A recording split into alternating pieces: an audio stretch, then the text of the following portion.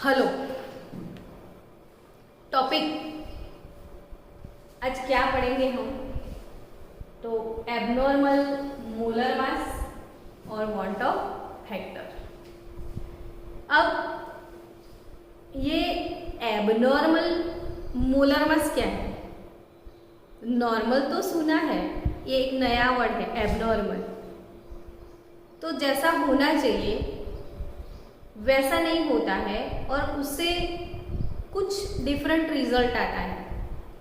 Expectation से कुछ चीज़ें जो अलग होती है उसको हम एबनॉर्मल बोलते हैं। अब बात है मोलर मास की। तो मोलर मास कोई अननोन सब्सटेंस है। वैसे जो नॉन सब्सटेंस है, जैसे कि मेरे पास ग्लूकोज है C6H12O6 है, मुझे इसका मोलर मास निकालना है तो मेरे पास सबका एटॉमिक वेट है। जैसे कार्बन का एटॉमिक मास 12 है, हाइड्रोजन का एटॉमिक मास 1 है, ऑक्सीजन का एटॉमिक मास 16 है। तो मोलर मास मैं सिंपली ऐसे ही कैलकुलेट कर सकती हूँ। तो मोलर मास कैलकुलेशन कोई बड़ी बात नहीं है जब हमारे पास उसका फॉर्मूला अवेलेबल है। लेकिन जो सब्सटेंस मेरे लिए अननोन है, अननोन कैसे होगा कोई सब्सटेंस? तो यस, अगर मैं लेबोरेटरी में वर्कआउट कर रही हूँ, कोई रिसर्च वर्क कर रही हूँ और मैंने दो सब्सटेंस को मिक्स किए या कुछ नया सब्सटेंस जनरेट हुआ जिसको कोई जानता नहीं है, तो वो अननोन सब्सटेंस है। तो ऐसे अननोन सब्सटेंस का मोलर मास, अननोन सब्सटेंस का फॉर्मूला तो हमारे पास होता नहीं है। अब जब फॉर्मूला नहीं होता है तो मोलर मास कैसे निकालोगे? सो ऐसे अननोन सब्सटेंस के लिए molar mass without formula directly calculate कैसे किया जाता है? तो उसके लिए बहुत सारे मेथड्स हैं। बहुत सारे जो मेथड्स हैं, इसमें से ये वाले चैप्टर में हम पढ़े थे कॉलीगेटिव प्रॉपर्टीज। कॉलीगेटिव प्रॉपर्टीज यानी कि वो प्रॉपर्टी जो नंबर ऑफ पार्टिकल्स पे डिपेंड करती है। सॉल्यूशन चैप्टर में ये वाला जो स्पेसिफिक टॉपिक है कॉलीगेटिव प्रॉपर्टीज, वो कॉम्पिटिटिव एग्जाम के लिए इतना इम्पोर्टेंट है कि आप सोच नहीं सकते। जैसे सॉल्यूशन चैप्टर के लिए अब आप कोई ना कोई मॉड्यूल सॉल्व करोगे या कहीं से भी आप एमसीक्यू सॉल्व कर रहे हो, तो पूरे चैप्टर में मैक्सिमम एमसीक्यू आपको कॉलीगेटिव प्रॉपर्टीज से ही मिलेंगे। तो यहाँ पे बहुत ज़्यादा वेटेज है कॉलीगेटिव प्रॉपर्टी का और इम्पोर्टेंस भी है और मैक्सिमम क्वेश्चन यहाँ से आने वाले हैं। तो कॉलीगेटिव प्रॉपर्टीज पूरा मैंने इसलिए वीडियो में डाला हुआ है। सारे कॉलीगेटिव प्रॉपर्टीज अपने पास वीडियो में है, तो उसको बार बार देखा करो, रिवीजन करो, रिपीट करो, ताकि कॉलीगेटिव प्रॉपर्टीज आपके परफेक्ट हो जाए। अब तक हमने 4 कॉलीगेटिव प्रॉपर्टीज पढ़े थे। इसमें से सबसे पहला कौन सा था? तो सबसे पहला कॉलीगेटिव प्रॉपर्टी था अपना राउल्ट्स लॉ।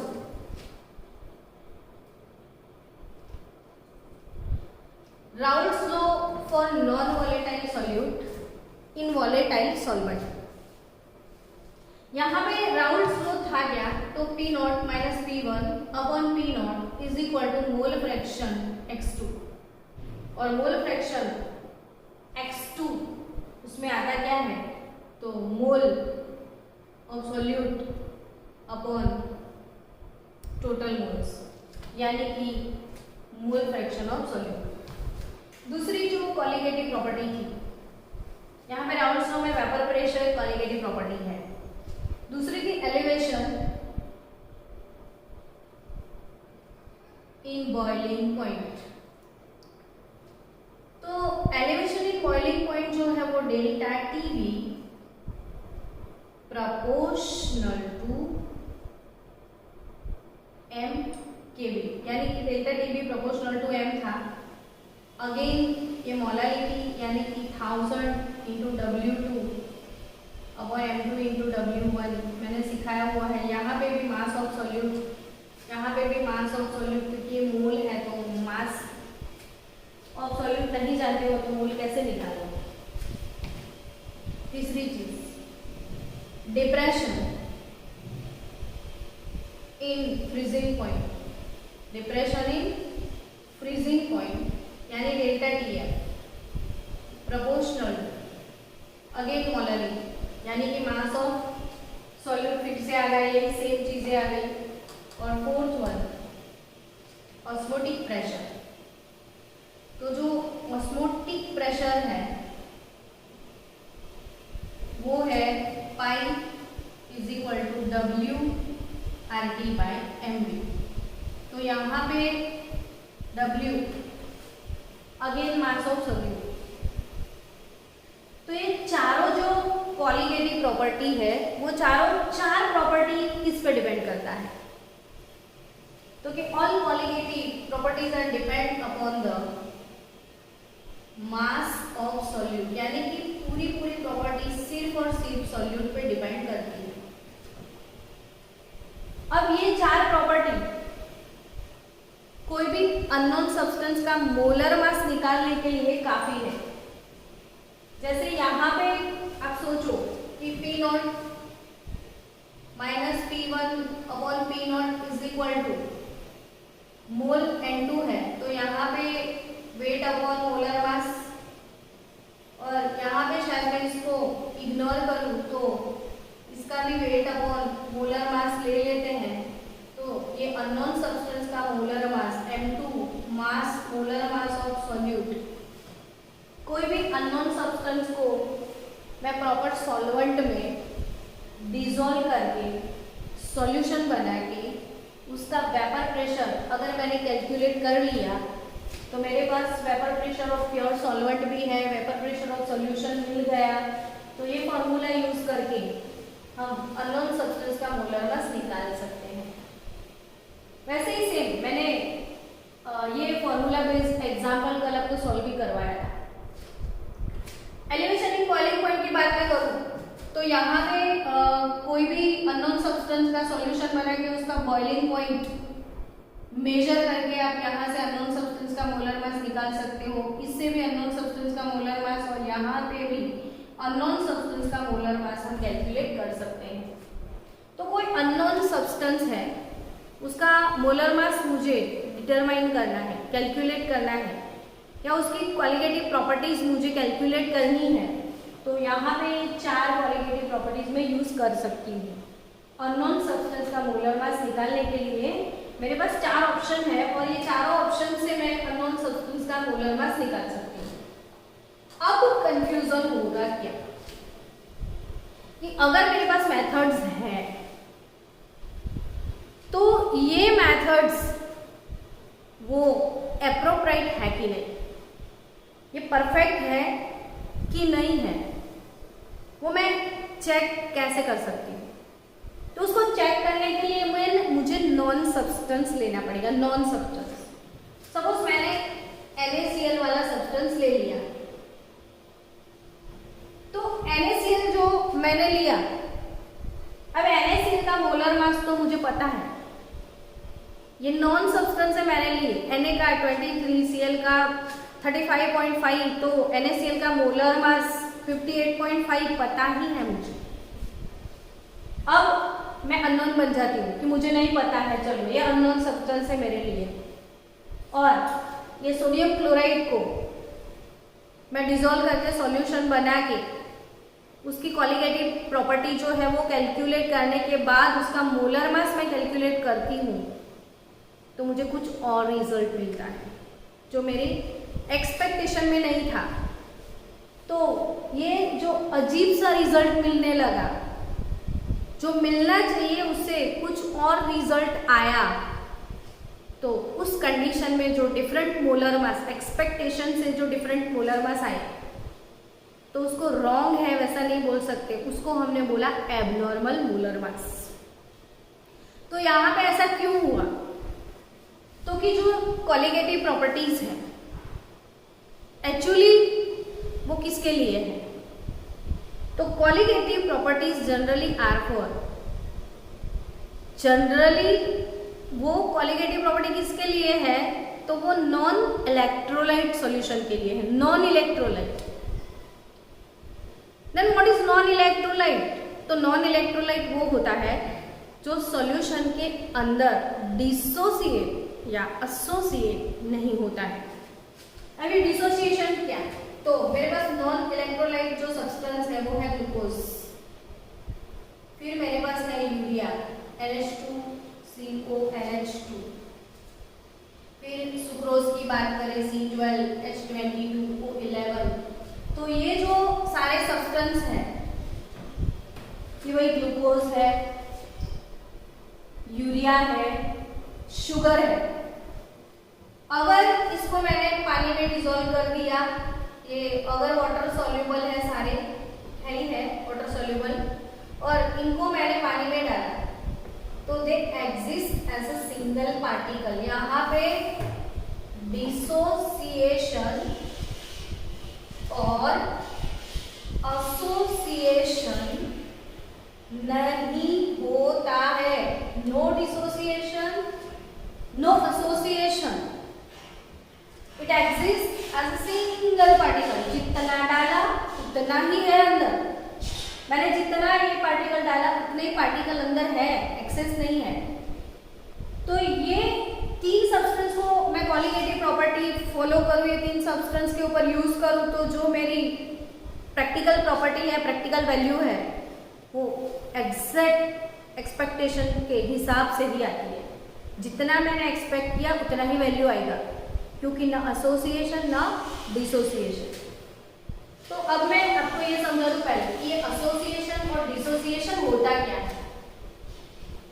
तो यहाँ पे जैसे सोडियम क्लोराइड है, मैंने 1 मोल सोडियम क्लोराइड को पानी में डाल दिया, मैंने सिर्फ एक मोल डाला, वो अंदर जाके डिसोसिएट हो गया Na+H और Cl- H में, यानी कि ये डिसोसिएशन, इसको क्या बोलते हो बच्चों, डिसोसिएशन की जो डिवाइड हो गया, डाला था 1 मोल, अंदर जाके हो गया 2 मोल।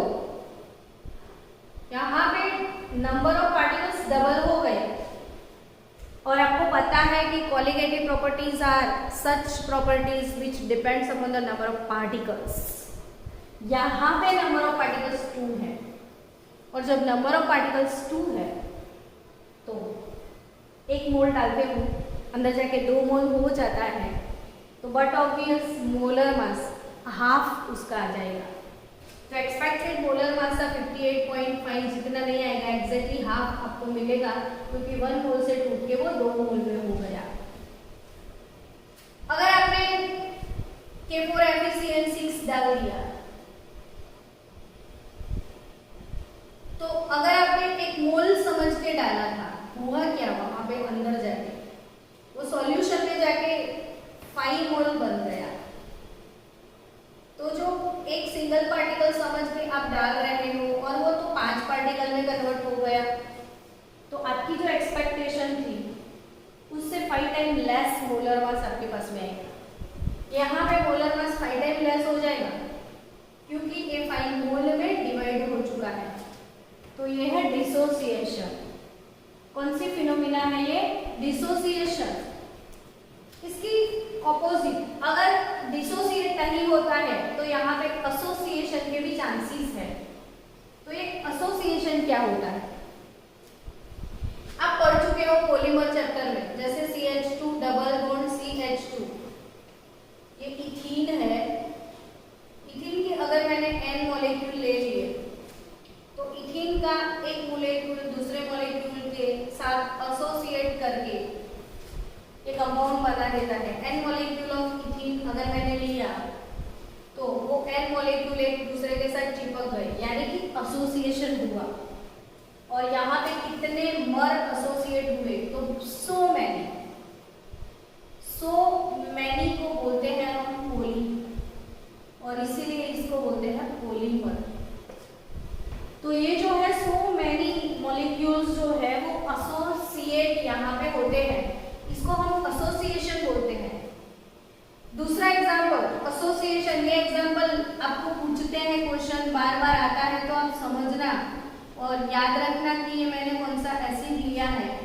तो बेंजीन की रिंग के ऊपर अगर मैं COOH लिख दिया तो ये बेंजोइक एसिड है। यहाँ पे एनी कार्बोक्सिलिक एसिड आप ले सकते हो, एनी कार्बोक्सिलिक एसिड।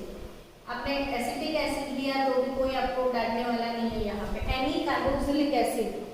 और कार्बोक्सिलिक एसिड को जब एप्रोटिक सॉल्वेंट में डालते हो जिसमें प्रोटॉन नहीं है उसको एप्रोटिक सॉल्वेंट हम बोलते हैं। तो सपोज इसको मैंने केरोसिन में डाल दिया, तो बेंजोइक एसिड को जब केरोसिन में डिसॉल्व करते हैं और इसका सॉल्यूशन बनाते हैं तो what will happen with benzoic acid here. तो C6H5 डबल बॉन्ड OH, ये बेंजोइक एसिड का एक मॉलिक्यूल है। C6H5 C double bond O और H। यहाँ पे आपको पता है, देखो एक दूसरे के ऑपोजिट ऐसे एसोसिएट, एक दूसरे के क्रॉस में है ये, और इन दोनों के बीच में हाइड्रोजन बॉन्ड डेवलप होता है। मतलब मैंने तो पार्टिकल डाला था यहाँ पे 1 मोल, और यहाँ पे दो पार्टिकल मिलके एक हो गए, तो ये 1/2 मोल हो जाएगा। अंदर जाके वो कम हो गया। जब डिसोसिएशन हुआ था तो 1 मोल डालने के बाद अंदर जाके वो फैल गया था, यहाँ पे कम हो गया। मैंने x मोल लिया तो ये x/2 हो जाएगा। एसोसिएट हो रहा है, एक दूसरे के साथ बंच बना रहे हैं। यहाँ पे 2 यानी कि डाई, मर यानी कि मॉलिक्यूल। अगर यहाँ पे 2 मॉलिक्यूल का एसोसिएशन है तो इसको हम डाइमर बोलते हैं। क्या बोलते हैं इसको हम? डाइमर। तो यानी कि डाइमर बन गया, डाइमराइज हुआ। x मोल डाला था, x/2 हो गया, हाफ हो गए। तो इसी केस में भी जो एक्सपेक्टेड मोलर मास था या एक्सपेक्टेड कोलिगेटिव प्रॉपर्टीज थी वो डिफरेंट आएगी, वैल्यू यहाँ पे चेंज हो जाएगा। तो ये केस में भी उसी मास को हम एब्नॉर्मल मोलर मास बोलते हैं।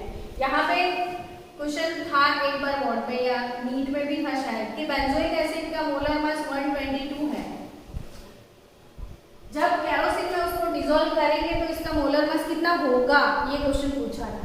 तो ये याद रखो आप कि था 122, यहाँ पे एसोसिएट हो गया तो 2 मॉलिक्यूल का कुल मिला के हो जाएगा 244। तो ये भी आप याद रखो कि 122 प्लस 122 टोटल कुल मिला के कितना हो जाएगा 244। तो ये मोलर मास यहाँ पे हो गया 244, यानी कि ये एसोसिएशन हुआ। तो ये दोनों केस में एसोसिएशन और डिसोसिएशन, ये दोनों ही केस में मोलर मास एक्सपेक्टेशन से डिफरेंट आता है, जिसको हम बोलते हैं एबनॉर्मल मोलर मास। अब क्वेश्चन अराइज होगा आपको कि करे तो करे क्या, ये तो रॉन्ग आने वाले ही है, तो कैसे उसको करेक्ट किया जाए। तो ये सारी मेथड्स क्या गलत है? तो कि नहीं, मेथड सही है। तो सही मेथड में कुछ और एक करेक्शन फैक्टर अगर डाल देते हैं तो हमारा आंसर एवरी टाइम परफेक्ट आए। तो इसलिए सारी कोलिगेटिव प्रॉपर्टी में इंप्रूवमेंट के लिए वॉन्ट ऑफ ने एक फैक्टर डाल दिया जिसको बोलते हैं हम वॉन्ट ऑफ फैक्टर, और want of factor small I होता है। वॉन्ट ऑफ फैक्टर को क्या बोलते हैं बच्चों? हम आई।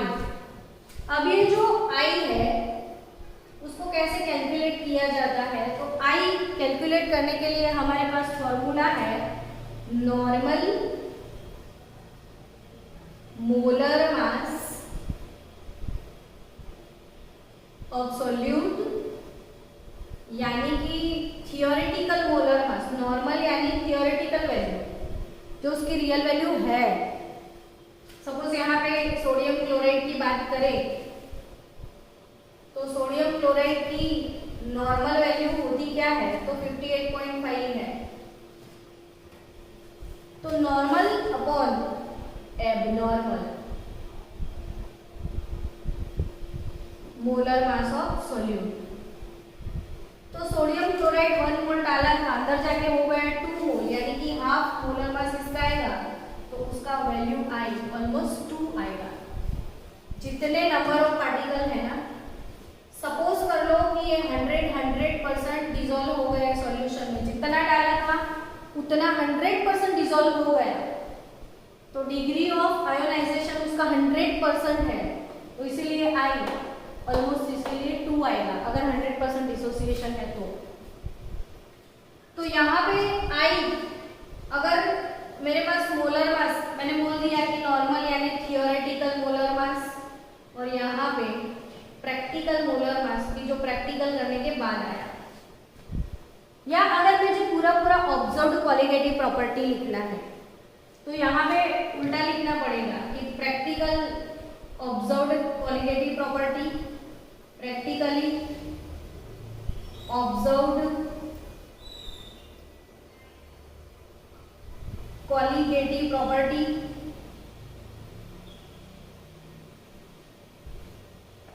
और थियोरेटिकली ऑब्जर्व्ड क्वालिटेटिव। यानी कि चलो मैंने सोडियम क्लोराइड का सॉल्यूशन बनाया, फिर उसका ऑस्मोटिक प्रेशर निकाला, अब मैं थियोरेटिकली कैलकुलेट करती हूँ तो उसका सपोज 2 आने वाला है, लेकिन प्रैक्टिकली ये अंदर जाके तो डबल हो गया, 1 मोल डाला था 2 मोल हो गया, तो प्रैक्टिकली बट ऑब्वियस इसका वैल्यू 4 आएगा, डबल आएगा।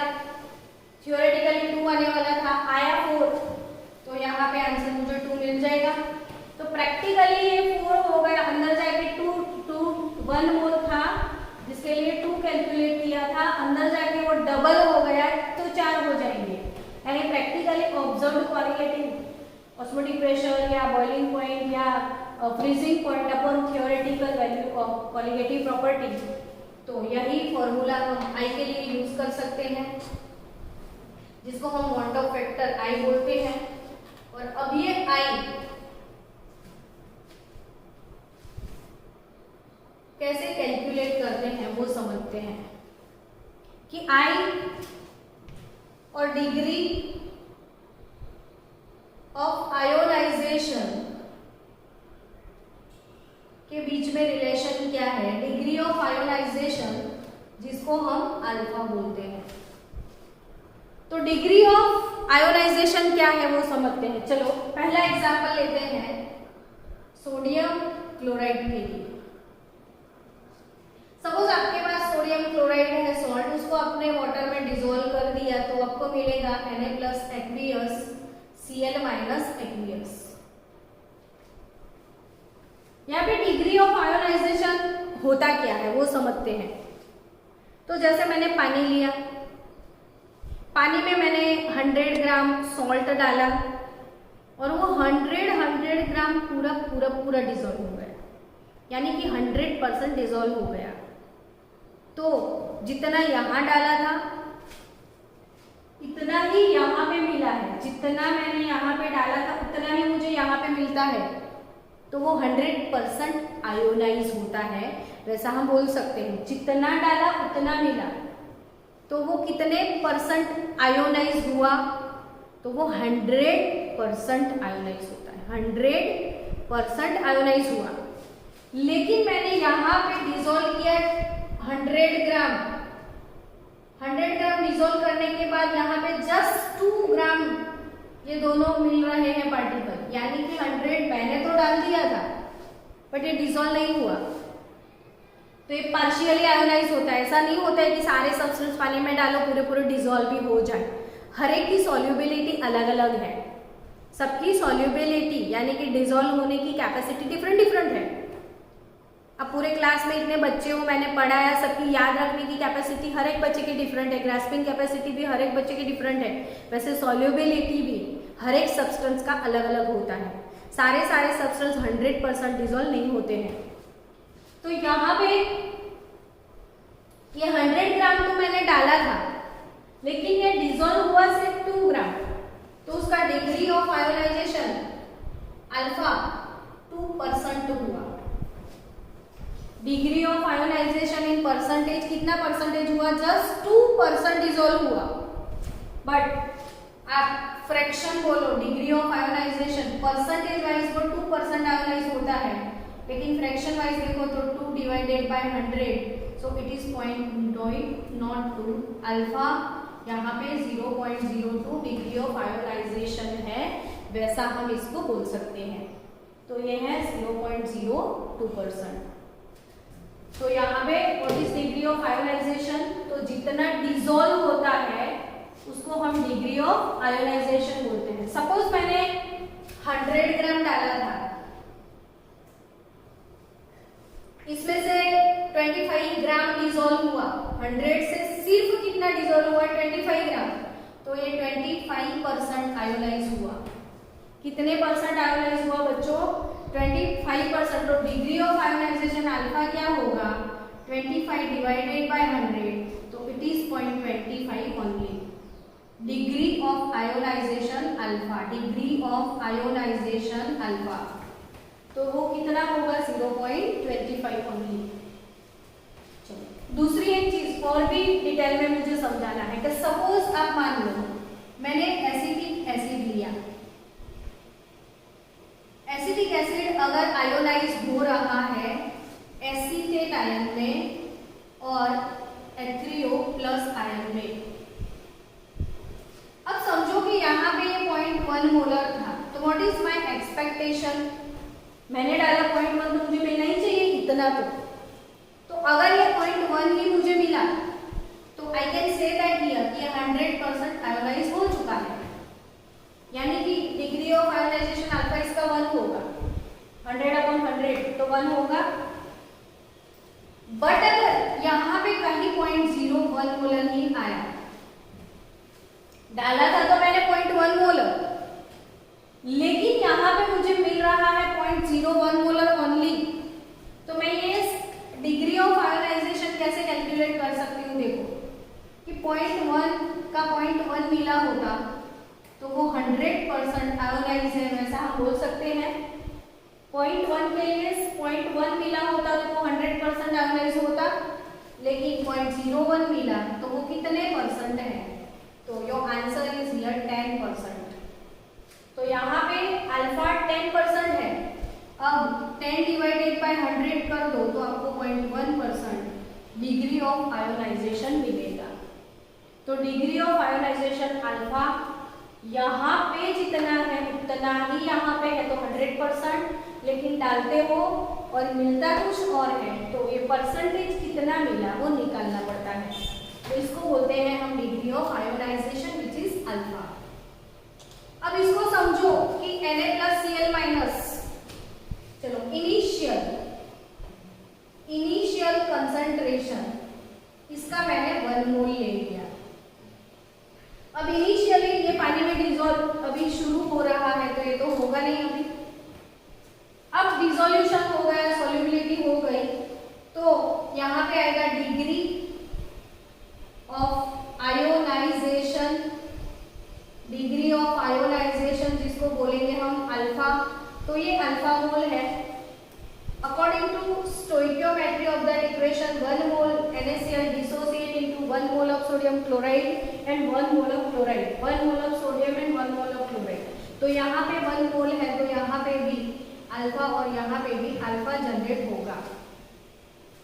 तो रिमेनिंग कंसंट्रेशन आफ्टर इक्विलिब्रियम ये 1 माइनस अल्फा, सॉल्यूशन में मैंने 1 मोल डाला था, अल्फा मोल इसके डिसॉल्व हो गए, तो बचे कितने 1 माइनस अल्फा और अल्फा और अल्फा। अब लास्ट जो अब आएगा सॉल्यूशन है, तो उसमें ये तीनों चीजें हैं, जो अनडिसोसिएट NaCl है, जो पड़ा है अभी, जो डिसॉल्व नहीं हुआ है, वो इसके इतने मोल है, इसके इतने मोल है और इसके इतने मोल है, यानी कि इतने पार्टिकल्स अभी मेरे पास सॉल्यूशन में है। तो जिसको मैं I से कंपेयर कर सकती हूँ कि I quantum of factor number of particle, तो ये कुल मिला के कितने, तो 1 minus alpha plus alpha plus alpha, कुल मिला के सारे कितने, यानी कि ये अल्फा गया तो व्हाट इज I हियर, तो 1 प्लस अल्फा। तो यहाँ पे अल्फा कैसे निकालोगे, तो I माइनस 1 के हिसाब से। दूसरा एग्जाम्पल सॉल्व करते हैं।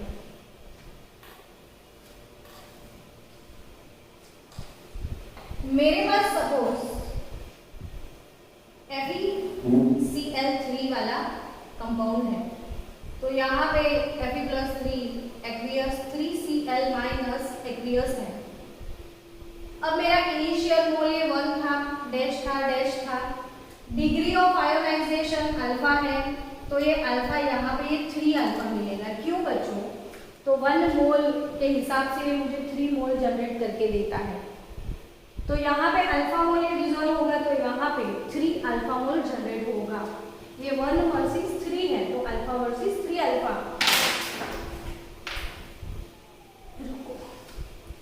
तो ये प्रोड्यूस होगा 3 अल्फा। अब टोटल, तो ये remaining mole of FeCl3 1 minus alpha, ये अल्फा, ये 3 अल्फा हो गया। तो what is I hear? Bond of factor, तो 1 माइनस अल्फा प्लस 3 अल्फा। सो आई, तो यहाँ पे मुझे मिला 1 प्लस 3 अल्फा, तो i minus 1 divided by 3, that is our alpha. Same में अगर मैंने कोई दूसरा एग्जांपल लिया, चलो K4FeCN6 ले लिया, तो K4FeCN6 के लिए समझो कि 4K प्लस एक्वियस और फेरोसाइनाइड जो है वो -4। यहाँ पे इनिशियल मोल 1, यहाँ पे अल्फा, यहाँ पे नहीं, अभी इनिशियली तो यहाँ पे कुछ नहीं होगा। डिग्री ऑफ आयोनाइजेशन अल्फा, तो ये 4 अल्फा जनरेट करेगा, ये अल्फा जनरेट करेगा। तो यहाँ पे बचेगा 1 माइनस अल्फा, यहाँ पे 4 अल्फा, यहाँ पे अल्फा। तो what will be our I hear? तो 1 minus alpha plus 4 alpha plus alpha, यानी कि आई हो जाएगा टोटल 1 प्लस 4 अल्फा। अब ऐसे करके आपको आई कैलकुलेट करना पड़ेगा, लेकिन अगर इतनी लंबी लंबी लंबी फॉर्मूलाएं नहीं लिखनी है, लंबा लंबा सा कैलकुलेशन नहीं चाहिए, तो मेरे पास एक शॉर्टकट भी है। और वो शॉर्टकट आप सुनो। वो शॉर्टकट डायरेक्टली अगर मैं पढ़ा देती तो आप सोचते मैडम ये टेक्स्ट बुक में तो ये सब लिखा है, कहाँ से आया? लेकिन टेक्स्ट बुक में शॉर्टकट नहीं है, एनसीईआरटी में। तो वो शॉर्टकट याद रखो कि सीधा हमारे पास फॉर्मूला ही है कि what is degree of ionization, degree of ionization alpha अगर मुझे कैलकुलेट करना है तो I have formula I minus 1 upon n minus 1 where I is nothing but quantum factor n यानी कि नंबर ऑफ पार्टिकल। थोड़ी देर पहले आपने जो एग्जाम्पल पढ़ा उसके लिए मैं फॉर्मूला डायरेक्ट कैसे अप्लाई कर सकती हूँ, अब वो समझो। फॉर NaCl, तो NaCl में Na प्लस Cl माइनस, मेरे पास नंबर ऑफ पार्टिकल 2 होंगे ना, तो इसका अल्फा क्या आएगा? तो I minus 1 upon number of particle 2 minus 1 यानी कि 1, तो I मिलेगा मुझे डायरेक्ट 1 प्लस अल्फा, जो कि हमने निकाला था, याद करो NaCl में। अगर मेरे पास है वो FeCl3, तो यहाँ पे नंबर ऑफ पार्टिकल 4 हो जाएंगे, 3 क्लोराइड 1 Fe, तो उसका अल्फा क्या होगा? तो I minus 1, number of particle 4 है, तो 4 माइनस 1 हो जाएगा 3, so here it is 1 plus 3 alpha. याद आया? यही आंसर आया था अपना। अगर मेरे पास K4FeCN6 है, तो इसमें मेरे पास नंबर ऑफ पार्टिकल जो है वो 5 है, तो alpha I minus 1 upon 5 minus 1 4, यानी कि I is equal to 1 plus 4 alpha. तो यहाँ पे नंबर ऑफ पार्टिकल के हिसाब से डिग्री ऑफ आयोनाइजेशन कैसे कैलकुलेट किया जाता है, तो ये फॉर्मूला आप लिख देना, टेक्स्ट बुक में नहीं है। ये फॉर्मूला याद रखो ताकि आपको लंबे लंबे फॉर्मूले के झंझट से बाहर निकल जाओ। तो degree of ionization alpha is nothing but I-1 upon N-1। वैसे ही सेम अभी ये डिसोसिएशन की बात है।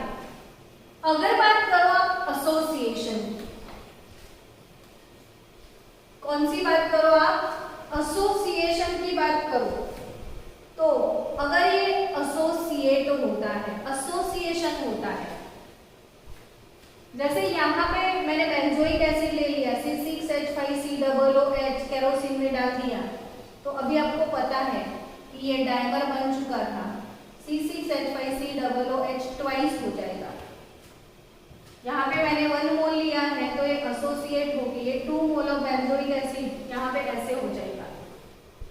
यहाँ पे एसोसिएशन होता है। सपोज इनिशियली मैंने ये 1 मोल लिया, यहाँ पे कुछ नहीं था, यहाँ पे डिग्री ऑफ एसोसिएशन आपको लिखना है, डिग्री ऑफ डिसोसिएशन नहीं। तो डिग्री ऑफ एसोसिएशन को हम x बोलेंगे। डिग्री ऑफ डिसोसिएशन के लिए मेरे पास फॉर्मूला था डिग्री ऑफ डिसोसिएशन अल्फा, लेकिन डिग्री ऑफ एसोसिएशन x होता है और यहाँ पे ये x है तो ये x/2 है। हाफ हो गए, चिपक गए थे सारे मॉलिक्यूल, तो यहाँ पे जितने थे उससे हाफ हो गए, यानी कि ये हो गया 1 - x और ये हो गया x/2। So I will be 1 - x plus x/2 होगा।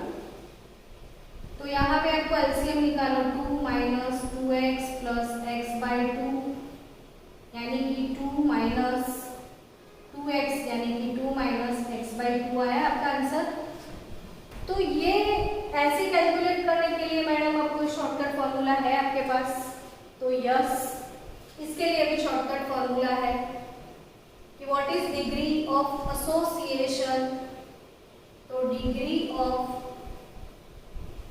एसोसिएशन यहाँ पे जितना डाला हो सकता है पूरा डाइमराइज ना हो, 100% होगा वैसे कोई पॉसिबिलिटी नहीं होती है।